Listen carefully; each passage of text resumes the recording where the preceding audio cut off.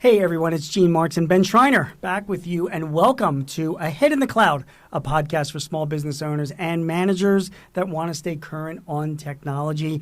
Happy to have you. And by the way, welcome to Philadelphia. We're doing Thank this you, sir. Here in this little studio here right downtown. I'm glad you made the journey in. It makes it a lot better that you and I can be speaking back and forth to each other. So Appreciate the invite. Glad to do this. Glad that you're here. So this episode is all about data, Ben. We have to talk about data. And I wrote a piece in Forbes a few weeks ago about data and AI and workflows and alerts and automation. And I'm going to get your comments on this in a minute because I deal.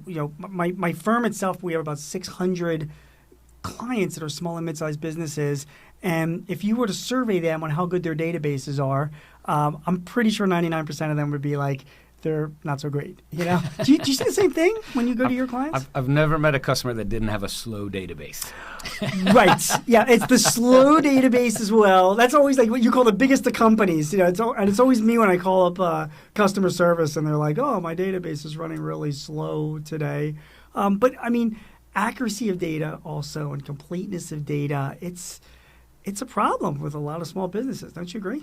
It absolutely is. I'd say this, too, is most small businesses have data all over the place. Yeah. And they struggle to just get it into a singular database or data store or warehouse or whatever you want to call it. That siloed data, they have lots of tools and lots of data inside those tools. And they struggle. Yep. And the struggle is real. Yep. Gene. Yep. It is real. To make heads or tails of the data. But I do think most of the customers I talk to in the small and medium business space know that their data is valuable. Yep. But they really struggle with extracting that value. Why do you think that is? Well, it's complex. Like, let's just be real honest. Yeah. For most of your audience, data and technology is not their core business. And so it's maybe a necessary evil. But it's not their core business. It's not what they're giving to their customers. Yeah. That said, I do think most of us, including your audience, want to make the best decisions possible. Right. Right. And I think everybody would agree out there that if you had better data, you would make better decisions. And so that's really the crux: is how do we make that data better? And in most small and medium businesses, there's a lot of manual data entry. Yep. There is, I see something here, and I pivot over here and type it in over here. And who pays when you ship something to the wrong address? That's small business, right? Yeah, that's 100% right. So there's loss there, there's inefficiency, and the data quality just isn't there. It's funny. I see at so many, there's certain industries that also have like the bigger problem. Like, I'm an accountant, okay, so I can speak on behalf of other accountants in there. We are awful at managing our data. And it's the same thing with like law firms. Like whenever I go to like accounting firms in particular, it's like they've got the partners at the firm. They've got their little Outlook databases, or they've got their little spreadsheets, and that's their client base that they're looking after them. Like sometimes they forget that they're part of like a larger firm. Sure. The same thing with law firms as well. I see the same problem. Absolutely. And you see that all across all industries, just about, where there's fragmentation of that data. And it's up to the leaders to have a vision that things can be better. Right. And I think most out there think things can be better. And we did a survey of 800 customers around the world, all executives, either C-suite, VP, or above. And really, we found some really interesting data. And I'm going to look here and say 53% of those surveyed didn't feel like they were getting full value out of their data. Okay? Only 53. Only 53, right? In addition, most of them were not actually using the data to help grow their business. Right. So huge opportunity there. Right. And so really this talk is all about understanding that data should be an asset. And I'm big on analogies. We were talking at lunch. Sure. I like data as an asset, and that's the right frame of mind for anybody listening. And if you think about money as an asset that you and I both have, and everybody has, you want your money working for you. Sure. Right? You don't make money and put it under your bed or hide it in your house. You put it in a bank, you put it in investments, or like many small businesses, you reinvest it in your business. Sure. And so your money's working for you, and your data is no different. People have data under their bed, in their closet, in their attic, and it's not working for them. And we really are trying to get it through to folks that to be competitive and to make better decisions, you've got to get that data working for you. You know, it's funny that you bring that up. So the average age of the U.S. small business owner is 55 years old. Okay? Sure. Half of the business owners, this all comes from like the Small Business Administration. Sure. Half the business owners in this country are over the age of 50. A lot of people start to think about succession planning. As they should. What to do. And I'm seeing plenty of clients move on into other phases of their life, start to exit their business. Sure. And time and time again, they are telling me that, you know, the companies that have better data have higher valuations. That's absolutely true. Yeah, because it's a big data world that we live in. So when people want to buy a company, I mean, like, no offense, if I was going to buy your company, I really don't want you around that long. You know, you go and play golf, whatever the heck you do. Right. The more data that I can take advantage of and utilize, I'll pay you extra for that so I can rely on that data. And that, you know, we implement like CRM systems, for example, and accounting systems. And sometimes my clients are like, they don't understand. They complain about all the work that has to be done to get a database, you know, the right way. And we're going to talk about that in a minute.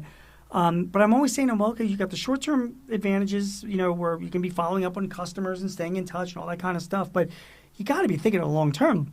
And someday you want to sell that business, you know, your data is going to be an asset. Well, right? you're operating a business to grow. Yeah. I've not talked to a leader that's not trying to grow their business and the value of their business, and whether they're handing it down to family, the next generation, or trying to cash out in a sale. Due diligence is involved, yes. right? Especially if it's not just a hand down, but actually a third party coming in to purchase. Right. And that due diligence involves data, yeah. right? You have to be able to show who your customers are, what your receivables are, what your expenses are. All of those things are important parts of the equation for that all-important valuation. The other thing I'd say that potential suitors or buyers are looking for is how much do I have to put into it? Yep. Right? So if you think about the housing market, you do this. If you're looking for a house, and you're like, oh, it's got good bones. Yep. Means I need to invest to make it mine, right? And I'm going to look at your business and go, does it structurally have the integrity to survive? But how much am I going to, after I pay you, how much more am I going to have to invest? I love that analogy because it's, you know, you're right. If you're buying a house, you're already thinking, well, I'm going to pay less for this house, so I have to put more into it after I buy it. It's the same thing with the company, right? You lower what you're willing to pay Yep. based on how much you perceive you have to invest to get it to where you want. Right, right. People underestimate that a lot. You know, and it's not. This conversation isn't all about you know, networks and your systems and all that, but it is another reason why you know, potential buyers not only look at the data in a company, but they also look at your infrastructure. You know, are you hosting data in the cloud? Are you hosting it in some older archaic system or a legacy system? All that figures into a buyer's decision. Okay. We have talked before, and we are going to talk. We're going to do future episodes on artificial intelligence. Yes. So I have, you know, everything is AI, and I have a lot of clients that are leveraging workflows and alerts and all that kind of stuff. So the piece I wrote in Forbes like a few weeks ago was all about like, this is like a big Achilles heel. Like, I don't want, you know, like automatic emails going out or you know things happening behind the scenes, you know, driven by AI. If it's doing it off of like lousy data. Yeah. Hang on. You don't want it to be wrong. Yeah. So, you know, I think to myself, like, I don't know how many of my clients, it kind of concerns me with all this big push towards AI. It concerns me how many clients, big and small, are really going to be jumping into the AI boat if they know that, you know, it's kind of draining because there's, you know, their data isn't good enough to rely on. You know, I mean, do you think that's an issue as well? I mean, so AI is a machine. Right? It's a machine. Yeah. and you've heard the analogy, the garbage in, garbage out, holds true, right? So the machine's only as good as the data it was provided. Right. And if you're feeding the machine flawed data or inaccurate data, your results are going to be tainted. And I think some people are losing momentum or trust because of their data. And we need to reflect on why that data quality isn't there. Right.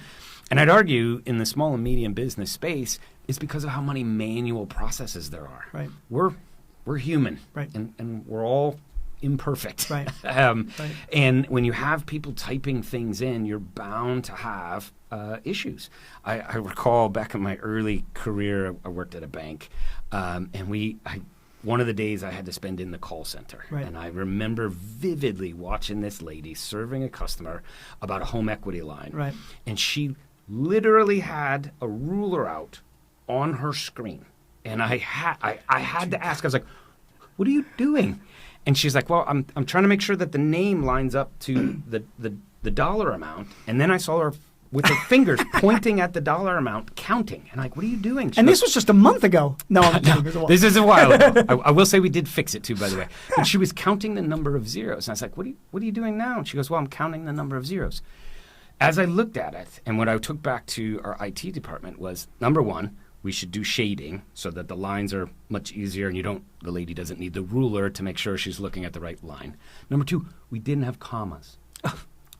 And Gene, there's a big difference between a $100,000 loan and a $1 million loan, and it's commas, right? So she was counting zeros. And so all business leaders truly do need to look at where in their process is there inefficiencies? Where are they spending too much time? Where do they have a lot of errors? And I would say this, like we all love customers. Sure. And we have a saying in Amazon that our customers are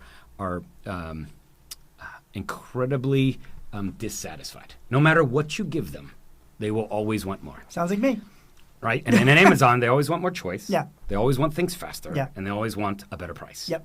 Those things are evergreen. Yep. That will always be true. And I would ask anybody out there, what do your customers want? What do they always want? And how do you continue to focus on providing that and improving each time? So if you work backwards, we call it, from the problem, whether it's your top customer complaint, like gather that data and then go solve that problem or make improvements, Sure. right? So maybe it's a 2-week lead time and you cut it to a week lead time. Sure. And now you have more customers and more happy customers. And you know as well as anybody, getting a new customer, a whole lot harder than keeping a customer happy. Agreed. Yeah, you remind me of a banking story of mine, which I have to share because it does have to do with data. So this was, I was a controller of a company. So this is back in the day, okay? Although I'm not sure how much of this has changed back in the day, but we'll see. And I remember we took on a new bank at the client, the company I was working for, and they wanted to give me a tour of their operations. Like, yo, you're our new customer. Let's we'd like to take I'll show you. Yeah, and this is in Philly, and I remember this. We went down. I went into this, and there was this giant room, and it was full of people that were like data entering checks into a system. Which, again, I know nowadays, I'm sure there's, a lot of encoding that gets done. Obviously, there's a lot of electronic payments. But back then, people were manually entering a lot of checks. Yes. It was also at a time, and this true story, Howard Stern was like the #1 disc jockey in Philadelphia at the time. Of course. And I noticed, I was walking around, people were all, had headphones on as they were doing their stuff because it's boring work. And all of a sudden, all of them started laughing at one time. Like dozens of these people were laughing all at the same time. All at the same time because I was like, what is going on exactly? And the person started around and said, but these people listen to Howard Stern. He must have said something funny. And they were all laughing.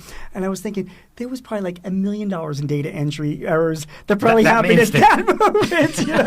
And it's his fault. An extra zero matters. It really in banking. does. It really is. But I guess even today, there's a lot of small businesses are still doing a lot of manual data entry, and there's a lot of distractions that are out there, and there are a lot of reasons why data can get entered wrong, and then when it does, it has big repercussions. Okay, let's give some advice here.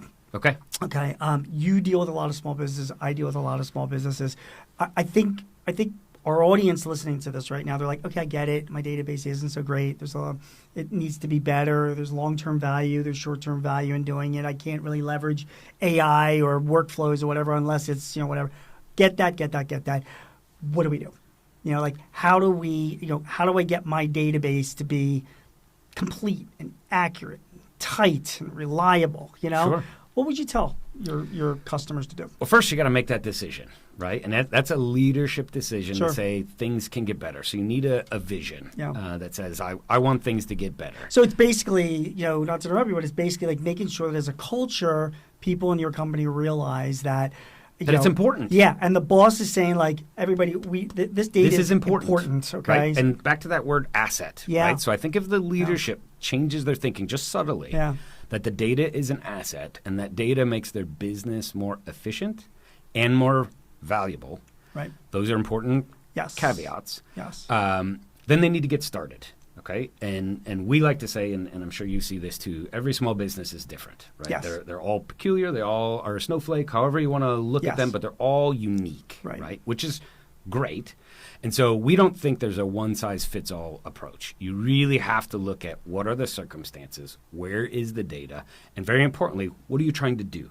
So that's that vision that leadership, the owner needs to have is this is what I want to do. And then you work backwards from that outcome. And so if you work backwards from that and you go, all right, this is what I want to achieve. And I work backwards to go, okay, how do I make steps, progress steps? Because this big bang approach doesn't usually work. You need to make subtle adjustments as you go, but look for ways to automate. Okay. Try to remove where you can that manual entry. So can we, instead of typing something in, scan it and have the computer figure it out?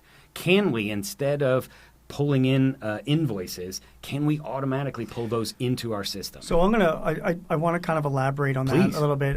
So I work with a few companies, platforms that not only automate billing for their customers, but they also automate accounts payable management as well. And they do just that. Bills, accounts payable, invoices are received. They get scanned in, and then they come into the system. Right. When it comes to billing, billings go automatically out, but then when payments are received, they're automatically matched against that. And the beauty of that, it doesn't eliminate all errors. No. But they generate exception reports. Correct. So when something doesn't match up, you're focusing on those problems and not, which is the 10% not everything. issue. Correct. Yes. Because that creates a huge efficiency. Yeah, exactly right. Because as a business owner, you're like, well, I don't have the time, I don't have the money to hire somebody to look after all of this stuff, and I don't know if I fully want to rely on scanning or technology to do it. And the answer is okay, we admit it's not perfect, but the way these technologies are built up, if you look into these systems, you're dealing with exceptions. So yeah, I'll say this too, just for you to consider and the audience, sure. right? I think time is the most precious resource that any leader has. Right. Their time right. as a leader, but also their staff's time. So how do I make sure that my staff is working on the most valuable things? And I really, if you're a good leader, you're looking at where is my staff spending a disproportionate amount of time on something that isn't adding that amount of value. Right. And every organization has it. You don't even usually have to look very hard. Sure. But we usually look past it. We don't pay attention to it because it's not something that we measure how much time somebody's spending on something that maybe they shouldn't be doing. Got it. And so if we can remove that, if we can free up that time, the organization as a whole becomes more efficient. If that time is spent instead of fixing errors, it's spent actually helping customers. Sure. And you have happy customers because you have less errors. You're now more efficient and effective. You can do more with less because they're spending time on more valuable Makes sense. types of things. And that's really what the cloud's all about, yeah. right? I mean, if we think back about why the cloud is so powerful for small and medium businesses, is it frees up time, that technical resource, the guy or gal that knows more about computers than everybody else, right? If they're spending time doing things that don't differentiate your company, you got to question that. I agree. Right? And on top of that, I mean, if you're operating in a cloud-based environment, obviously you can have, experts that specialize in certain parts of your database always have access to it. Correct. Wherever they are, and they can be checked on that way as well. So there are a lot of benefits to making sure your database is in the cloud. I mean, and businesses have to realize that's all part of the data integrity process. When I talk to my clients, again, we primarily implement CRM systems in my business. And we focus on small and mid-sized businesses. So we have all the sort of popular CRMs that are out there. And I always try to tell my clients that these things are, besides what the vendors are trying to tell you, they're just databases. Yep. They're just databases. That's all it is. And you've got everybody that touches your business should be in this database, your customers, your prospects, your partners, your family members, everybody should be there. Right. Okay? I feel, and I don't know how you feel, that to really have a great database, there should be one person or maybe a very small team that's in charge of that database. Okay. That's you own that database, and usually it's like an admin person. It doesn't even have to be, I'm not saying you have to hire some data guru, but just somebody that I'm saying listen, this person owns the database. If there's something, out of date, incomplete, inaccurate, wrong, whatever, it's not that person's fault, right? But it's that person's job to fix it. Yep. And then put in whatever internal controls might be needed to make sure that doesn't happen again. Do Do you have any thoughts on that? So we call that governance. Governance, right? So right. You're referencing a person. Yeah. I would reference a capability, which is governance, Okay. and it's really important to ensure data quality, right? And like you said, this, especially a CRM system, for example, people change jobs. They right? change. They change addresses. All kinds of things change. That database is a living thing. And by the way, you have salespeople that are doing a lot of the work. So, and I'm a sales guy, so we all know the problems there, Well, and if you're wasting time and money, either advertising or sending emails to an email that doesn't exist, you're wasting time, right? So that data and the data quality is around, again, that governance. How do you know the quality is high, and then that you can rely on it? And this we see quite a bit in small and medium businesses, is the leadership doubts the data. Yes. They don't trust the reports, right? And that if that's the case, you do have a data problem. You have a data quality, you have a governance problem. Right. And you need to double click on that and really get to what's causing your doubt. Where is the error happening? And it's almost always manual, or it is almost always. But when leaders do have those doubts, I believe they should have a single person that they should be going to, or maybe a small committee. It depends on the size of your company. It does. But to go to that person committee and saying like, okay, this report is wonky, or this information. Somebody needs to investigate. Yeah, well, you're the person in charge of this database, and it should be done in a way not like, it's your fault. You know what I mean? We're going to fire you if this happens. It's nothing like that. But it's just like we need to get this. And I truly believe that if if users of a database know that there is a single point of contact, a person that is really has that responsible. Yes, and responsible. And they have that person is good enough back and forth communication skills to work with them. Yeah. It makes a big impact on the business. Now, another thing I want to mention, because you just mentioned reports as well. Isn't generating reports? I mean, this is a database here. Yep. Isn't that a great internal control to make sure that your data is? It should be. Yeah. It should be. Yeah. But we find that folks either don't have the skills, and I would say the tools have come a long way. Yeah. But one of the things, we obviously help a lot of customers get to the cloud. And so we have lots and lots, thousands of customers who have migrated their data or databases to the cloud. Right. But only 35% of those surveyed in that survey I mentioned at the beginning, only 35% are using cloud analytics. Right. And so they've crazy. Moved their information. And they're still using old school, or they're not. Or nothing at all. Or they're not, it's right? crazy. And that's just it, right? This is about a mental model change, that data is an asset. Yeah. And I completely agree with you, Gene. If you can get reports that are valuable, even if they're not, right? If you get a report and you're like, hey, something's wrong with this. That's an internal control. It clues you into, hey, I need to go look at why that data isn't accurate. And people aren't taking that next step. Yep. And it could be because they don't have somebody responsible or they lack that governance process. Or would what I find sometimes is that, I'll give you an example. Like, again, in a CRM system, one of the most popular reports is like a pipeline report. Of course. So, pipeline, for those of you guys that aren't like familiar with it, is like, it's a listing of all of your potential opportunities, potential sales, when you expect it to close, who's working on it, what was done last, what's scheduled next, what's the value of it, all that kind of stuff. It's very valuable. Absolutely. Most people use spreadsheets to do this stuff, and we're really big on get rid of the spreadsheet, do it all out of your CRM because that gets you using it. So then you generate this report, and the report itself comes out, once a week, and people sit there and they review it. I have some clients that are like, there's problems in this report. You know what I mean? Joe didn't enter in what he should have been entering in, or so and so wasn't doing whatever, and we just can't rely on this, so we just and my response to that is like, okay, it's good that you're finding these problems. Yeah. Because how else would you know what Joe's doing or not doing? Exactly right. So you go to Joe and you're like, okay, Joe, this is messed up, so we need to provide you more training. We need to show you what to do. And then hence your data gets better, right? So and I'm sure you've heard this saying is what gets measured happens, right? Yes. Like, so you if you're not measuring something, you're not going to notice a change or be able to investigate. And that's recognition reward just as much as it is, hey, you're not doing something that we expect. It goes both ways. I think we tend to over-index on the you're not doing something, but it also could say, oh my gosh, you have a huge pipeline. You're clearly getting out there and doing what we expect, and it could be a part of our reward. Right. But those reports are communication tools for the leadership team.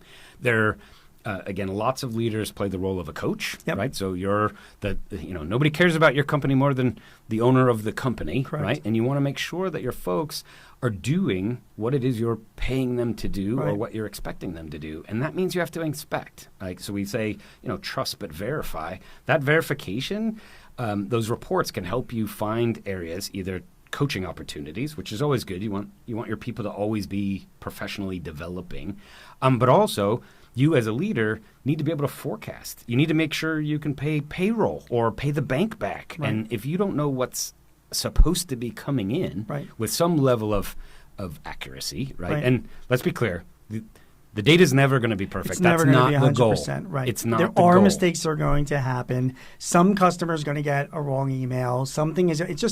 It's just inevitable. But the frequency we can reduce, Correct. right? When you actually start to measure things and actually look for, can I trust this? How reliable is this? And at the end of the day, can I make better decisions? So if you're a leader and you have that pipeline report, Yep. and you see that one person has this huge pipeline, you might hire another person, Yep. because you want all of that to come in, right? That shows you could grow your business faster if you had that. Now, if you have somebody who has very little pipeline, you may want to have a corrective talk, right? To say, hey, I'm paying you a lot of money, and we're not seeing the level of production we need. You were the one that just a few minutes ago you were saying about the importance of time. Yes. That for a business owner has.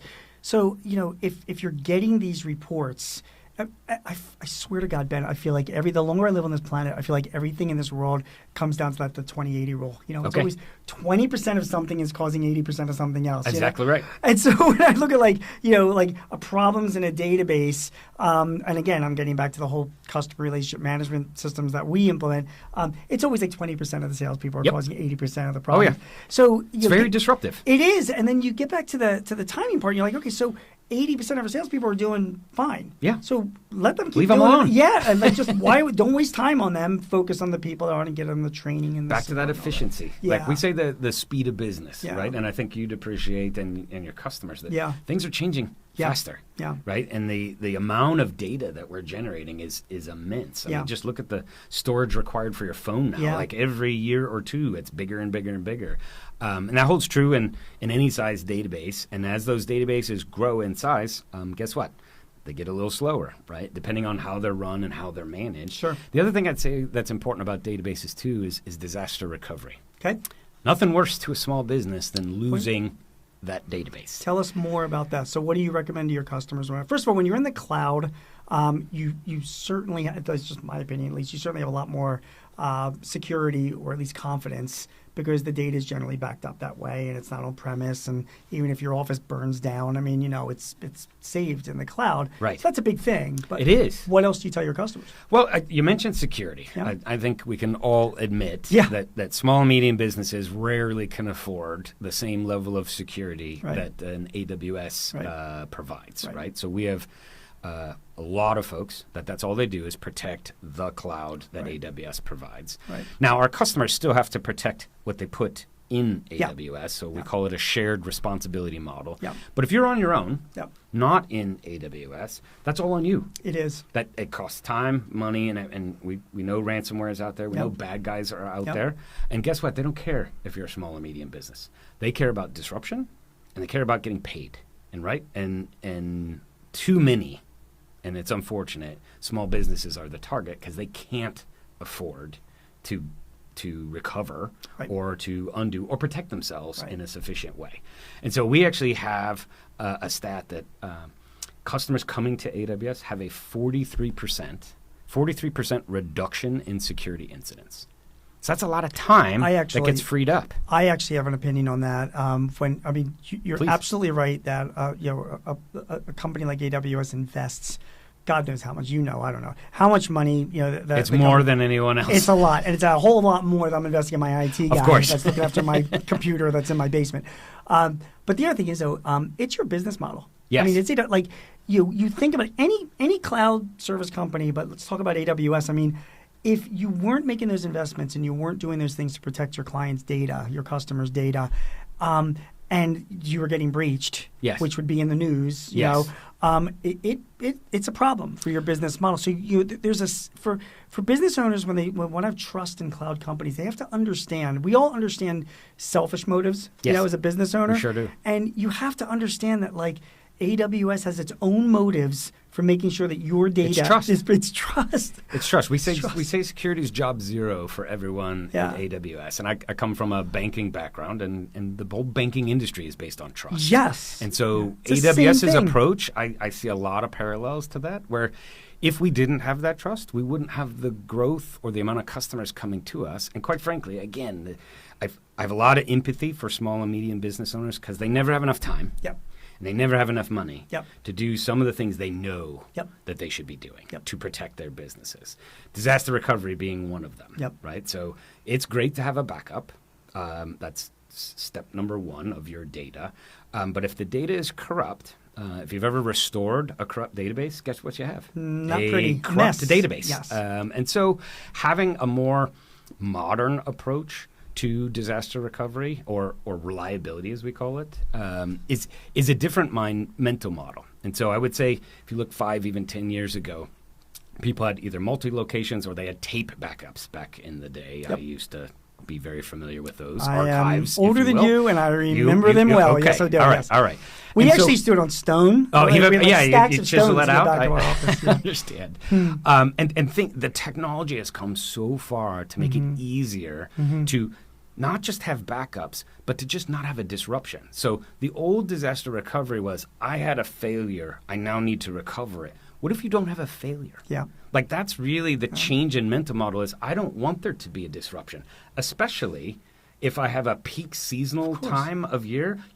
You can't afford as a small business to have a failure during your peak season. Like, okay, you're a CPA. Yeah.